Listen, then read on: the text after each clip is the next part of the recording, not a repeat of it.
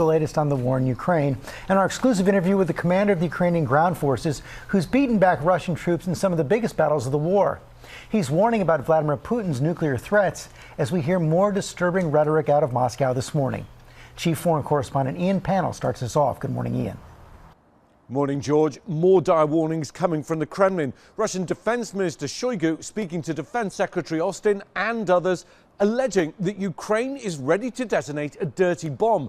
Meanwhile, the head of Ukrainian ground forces sitting down for an exclusive interview about how they're managing to not just hold Russia's military back, but to defeat them for now.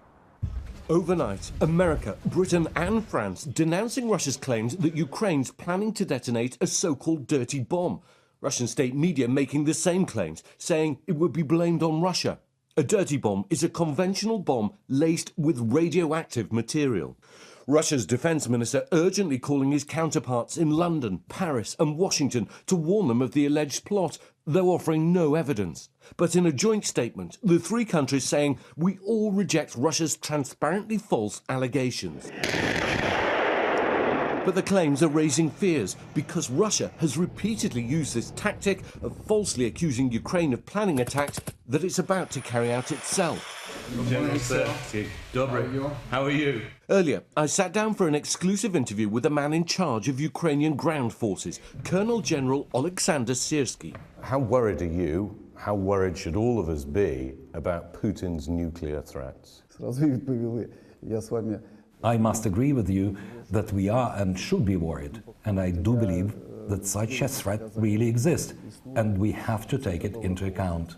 Syrskiy gave Russia its first major defeat, defending the capital at the start of the war, forcing Putin's men to retreat. He's now leading the major counter-offensive here in Kharkiv region, already liberating thousands of square miles of territory.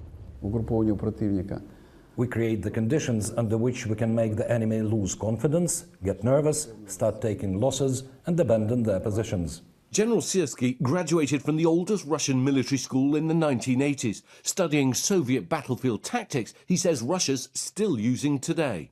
A rather basic question, but I think an important question. Are you winning this war? Of course I think we are winning, because first and foremost, we are winning mentally and we have success on the front line. We understand that this war is about survival of our people and our state, and this is why we have no other option but to win. For now, Putin is losing the land war, but he's responded with mass mobilization at home and mass strikes in Ukraine, targeting the country's power plants, leaving civilians in the cold and dark with winter rapidly approaching. General Syrskiy, how do you end this war? How do you achieve peace? You know how we say here in Ukraine, we long for peace, but after our victory. Those are quite simple words, but have profound meaning. Give me your vision of how this physically ends, what that looks like.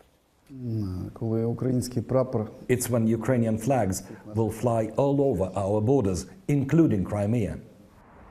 Well, we now have some Kremlin reaction this morning. Spokesman Dmitry Peskov talking about what he says is the West's distrust of Russia's warning about these so-called plans to create a dirty bomb, saying that the threat is obvious. It's up to them to believe it or not. Ukraine's foreign minister simply warning Russia often accuses others of what they plan themselves. Robin? As always, our thanks to you, Ian.